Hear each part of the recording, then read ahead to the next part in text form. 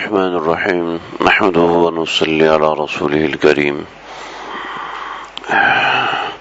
اللہ تعالیٰ نے ہمارے ساتھ دو نظام چلائے ہیں، ایک نظام ظاہر کا ہے اور ایک نظام غیب کا ہے۔ ایسے ہی اللہ نے دو عالم رکھے ہیں، ایک عالم ظاہر ہے اور ایک عالم غیب ہے۔ یہ کچھ بات عرض کرنا چاہ رہا ہوں نماز کے حوالے سے، اس کے حوالے سے کچھ تمہیدی بات ہے۔ اللہ نے دو نظام رکھے ہیں، ایک عالم ظاہر ہے، ایک ظاہری نظام اور ایک غیبی نظام ہے۔ آپ حضرات نے زندگی میں بارہا اس کو محسوس کیا ہوگا، حتیٰ کہ بہت سے لوگ حقیقت پسند ہوتے ہیں پھر بھی ان کو خواب آتے ہیں۔ عام آدمی کو خواب آتا ہے، وہ خواب کیسے آتا ہے، کس طریقے سے آتا ہے؟ خواب ایک غیبی نظام ہے جس کی وجہ سے خواب آتا ہے۔ ایک آدمی ہے، وہ پڑھ پڑھ کے سمجھدار ہو جاتا ہے، تو پڑھ کے سمجھدار ہونے میں ایسا تو نہیں ہے ساری کلاس کے لڑکے ایک جیسے سمجھدار نہیں ہوتے، اس کا مطلب پیچھے کوئی اور نظام بھی ہے۔ ظاہری نظام سے ہٹ کر بھی کوئی نظام نظر آتا ہے، انسان دیکھ سکتا ہے، لیکن وہ غیبی نظام ہے، ایک الگ نظام ہے۔ غیبی نظام کے بارے میں انسان کا علم نہیں ہو سکتا۔ آپ کسی بچے کو دیکھ کے نہیں بتا سکتے یہ چونکہ ڈاکٹر کا بیٹا تو ڈاکٹر ہی بنے گا، نہیں، آپ اور ہم کوئی بھی کسی کے بارے میں فیصلہ نہیں کر سکتے۔ یہ ایک قطعی بات ہے، قطعی مطلب یہ ہے کہ ناقابل انکار بات ہے۔ چنانچہ دو نظام اور دو عالم اللہ نے اس دنیا میں بنائے ہیں، ایک نظام ظاہر کا ہے، ایک عالم ظاہر ہے جو کہ اسباب کی دنیا ہے، اسباب اختیار کرنے ہیں اور جس کے ہم مکلف ہیں، جس کے ہم ذمہ دار ہیں، اور دوسری دنیا غیب کی دنیا ہے جس کے ہم مکلف نہیں ہیں، جس کا اللہ نے ہم کو علم نہیں دیا۔ ہاں، اللہ نے اپنے خاص بندوں کو علم دیا ہے، چند انبیاء کو اس کا علم دیا، اور وہ بھی جو باتیں علم دی ہیں، جو باتیں بتانے کے لیے دی ہیں، وہی ہمیں بتائی ہیں۔ اب سمجھیے، جو بات اس پہ موقوف ہے، آپ کسی سے بھی تعلق رکھنا چاہتے ہیں تو تعلق کے لیے دو چیزیں ہونا ضروری ہیں، ایک ضابطہ ہے اور ایک رابطہ ہے۔ ضابطے کے ساتھ آپ کسی سے تعلق نہیں بنا سکتے، اس کے لیے اس سے اگر تعلق بنانا ہے تو رابطہ چاہیے۔ وقت مختصر ہے، میں زیادہ مثالوں میں نہیں جا سکتا، یہ بات بالکل واضح ہے، کوئی اس میں ڈھکی چھپی بات نہیں ہے۔ تو کسی سے بھی تعلق بنانے کے لیے آپ ضابطے سے ہٹ کر رابطہ کرتے ہیں، اور رابطے کے اندر ہی تعلق بنتا ہے، ورنہ تعلق نہیں بن سکتا۔ ایک عمومی بات ہے، کوئی آپ کے پاس روزانہ آتا ہے، آپ سے بات ہی نہیں کرتا تو آپ اس سے تعلق کیسے بنائیں گے؟ بات ہی نہیں، ظاہر بات ہے تعلق نہیں بن سکتا۔ تعلق بنانے کے لیے رابطہ ہونا ضروری ہے، ضابطے سے کچھ بڑھ کر ہو۔ یہ بھی ایک غیبی چیز ہے۔ میں اپنے موضوع پر آ رہا ہوں۔ تو اگر ہمیں اللہ سے تعلق بنانا ہے تو یاد رکھیں کہ اللہ سے تعلق بنانے کے لیے ضابطے کی نماز سے ہٹ کر رابطے کی نماز بھی پڑھنی پڑتی ہے، اور اس کے لیے ہمارے آقا صلی اللہ علیہ وسلم نے کچھ اوقات میں نمازیں پڑھی ہیں اور کچھ بغیر اوقات کے نمازیں پڑھی ہیں، امت کو سکھانے کے لیے، سمجھانے کے لیے۔ جیسے کہ اوقات میں نمازیں پڑھی ہیں، ان کی فضیلت بیان کی ہے، اشراق کی فضیلت بیان کی ہے، چاشت کی فضیلت بیان کی ہے، اوابین کی فضیلت بیان کی ہے، تہجد کی فضیلت بیان کی ہے۔ یہ چار نفلی نمازیں ہیں جن کی اپنی جگہ پر فضیلت اور فوقیت ہے، اور یہ بھی ایسے ہی ادا کرنی ہے جیسے میں نے پہلے عرض کیا ہوا۔ چاشت کی اشراق کی نماز ہمارے حضرت والا رحمۃ اللہ علیہ نے اور میرے پیارے شیخ حضرت صوفی شاہ فیروز عبداللہ میمن صاحب نے بڑی آسان ترکیب بتائی کہ اب اشراق کی فضیلت، اللہ کے نبی نے فرمایا جو دن میں جو صبح ہوتے ہی 4 رکعت نماز پڑھ لے گا، نبی کریم صلی اللہ علیہ وسلم نے فرمایا کہ اللہ اس کے سارے کاموں کا ذمہ لے لیتے ہیں، دنیاوی کام ہے، دینی کام ہے، اللہ ذمہ داری لے لیتے ہیں۔ تو یہ جو اللہ ذمہ لے رہے ہیں، یہ فرمایا کہ اس کے علاوہ حضور صلی اللہ علیہ وسلم نے فرمایا کہ بہترین چیز ہے دن میں آپ 2 رکعت نماز پڑھ لو، یعنی چاشت کی نماز، ضحیٰ کی نماز۔ چاشت کے وقت 10-11 بجے کا وقت ہوتا ہے، آج کل 9 بجے وقت داخل ہو رہا ہے۔ تو اس کا آسان طریقہ ہے کہ اشراق کے ساتھ چاشت کی نیت بھی کر لی جائے۔ نفل نماز اپنے وقت سے پہلے بھی پڑھی جا سکتی ہے، اس میں کوئی حرج اور مذائقے کی بات نہیں ہے۔ پھر مختصراً یہ کہ اوابین مغرب کے بعد 6 رکعت سے 20 رکعت نماز پڑھنے کو اوابین کہتے ہیں۔ چاشت کی 4 رکعت ہوتی ہے، چاشت اور اشراق کی بھی 4 رکعت ہوتی ہے۔ اشراق اور چاشت میں ایک ہی نیت کر لے کہ بھی چاشت کی نیت بھی کر رہا ہوں، اشراق کی نیت بھی کر رہا ہوں اگر دن میں کوئی کام ہے، ورنہ چاشت کی نماز چاشت کے وقت میں پڑھے سب سے اچھا ہے کہ سب سے بہتر کام یہ اور گناہوں کو معاف کرنے والی چیز یہ چاشت کی نماز پڑھنا ہوتی ہے۔ پھر فرمایا کہ جو مغرب کے بعد 6 رکعت پڑھ لیتا ہے، اگر اس کے گناہ سمندر کے پانی جتنے نہیں بلکہ سمندر کے پانی سے اٹھنے والی جھاگ کے جتنے بھی اس کے گناہ ہیں، اللہ وہ سارے کے سارے گناہ معاف فرما دیتے ہیں۔ یہ اللہ اپنے سے تعلق کا بہانہ دیتے ہیں۔ اللہ تعالی ہم کو اس کی قدر کرنے والا بنائے۔ یہ تو ایسی نایاب چیز ہے اللہ کا تعلق جس کے لیے بادشاہوں نے سلطنتیں چھوڑ دی ہیں۔ اگر ہمیں اس تعلق کی آشنائی نہیں ہے تو یقین کیجئے ساری زندگی برباد ہو گئی۔ اگر اس تعلق کی آشنائی نہیں ہے، اس تعلق کی خواہش نہیں ہے، اس تعلق کا دل نہیں کرتا کہ میرا بھی اللہ سے ایسا تعلق ہوتا کہ میں اللہ سے باتیں کرتا، اللہ مجھے جواب دیتے۔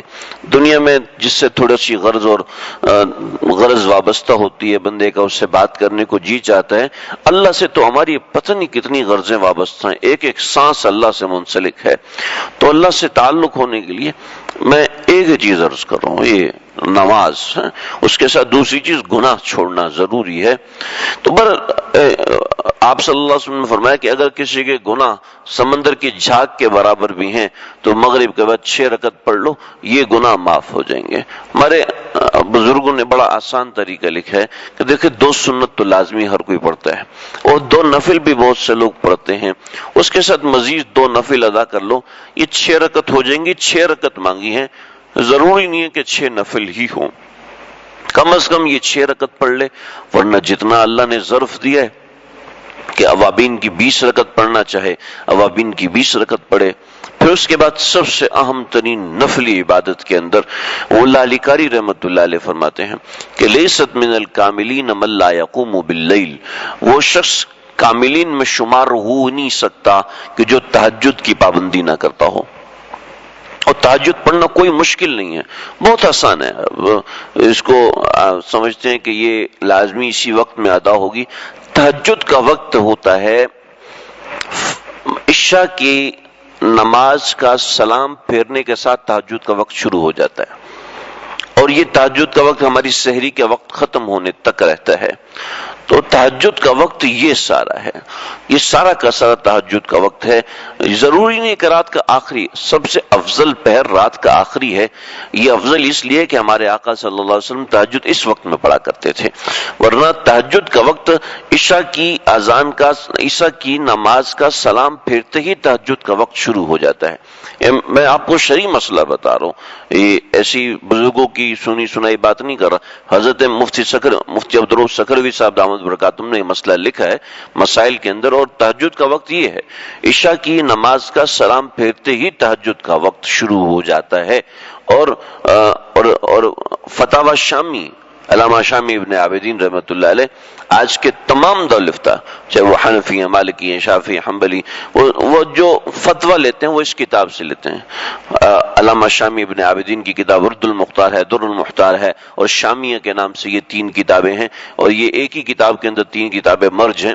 تو یہ فرماتے ہیں کہ رکعتین او اربع رکعات بعد العشاء فهو من اللیل، کہ 2 رکعت پڑھ لو یا 4 رکعت پڑھ لو، عشاء کے بعد 2 یا 4 رکعت پڑھ لو، قبل الوتر او بعد الوتر، وتر سے پہلے پڑھو یا بعد میں پڑھو، یہ فهو من اللیل، یہ قیام اللیل میں سے، قیام اللیل تہجد کی نماز کو کہتے ہیں، تو یہ قیام اللیل میں سے ہے، لہذا لہذا یہ شخص متہجدین میں سے اٹھایا جائے گا کہ قام من المتہجدین، ایسا شخص تہجد گزاروں میں سے اٹھایا جائے گا جو عشاء کے بعد 2 رکعت پڑھ لیتا ہے، 4 رکعت پڑھ لیتا ہے۔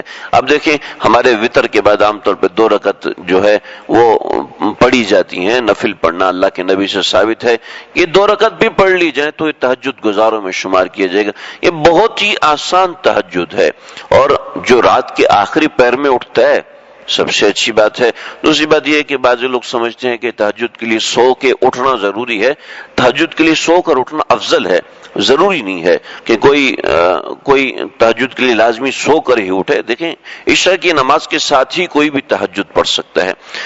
مسلمان جب سجدہ کرتا ہے نا تو نبی کریم صلی اللہ علیہ وسلم کا ارشاد ہے کہ شیطان اس وقت روتا ہے، چیختا ہے، چنگھاڑتا ہے اور کہتا ہے ہائے بنی آدم نے اللہ کو سجدہ کیا اور سجدہ کر کے اللہ کے قریب ہو گیا اور میں سجدے کا انکار کر کے دور ہو گیا۔ شیطان چلاتا ہے۔ میں نے شروع میں بات عرض کی تھی کہ ایک عالم غیب ہے، ہم عالم غیب کا نہیں پتا، اللہ کے نبی نے بتایا ہے۔ حضور صلی اللہ علیہ وسلم کی حدیث پاک ہے کہ جب انسان سجدہ کرتا ہے تو شیطان اس طریقے سے چلاتا ہے۔ پھر فرمایا یوقد الشیطان علی کافیۃ رأس احدکم، بخاری شریف کی روایت ہے۔ فرمایا کہ شیطان جب رات کا وقت ہوتا ہے نا تو شیطان گدی پہ آ کے 3 گریں لگا دیتا ہے۔ جب انسان اٹھتا ہے اور وَيَسْتَيْقَظَ وَذَكَرَ اللَّهَ، جب وہ اٹھتا ہے اور اللہ کا ذکر کرتا ہے تو پہلی گرہ کھل جاتی ہے، اور جب وہ وضو کرتا ہے تو دوسری گرہ کھل جاتی ہے، اور جب وہ نماز پڑھتا ہے تو تیسری گرہ بھی کھل جاتی ہے، اور فَأَصْبَحَ نَشِيطًا، وہ صبح ایسے کرتا ہے کہ وہ چاقو چوبند ہوتا ہے، اللہ کی رحمتیں اس کے اوپر نازل ہوتی رہتی ہیں۔ تو یہ شیطان اس طریقے سے آ کے انسان کے ساتھ معاملہ کرتا ہے کہ یہ نماز کے لیے نہ اٹھ سکے، یہ نماز سے دور رہے۔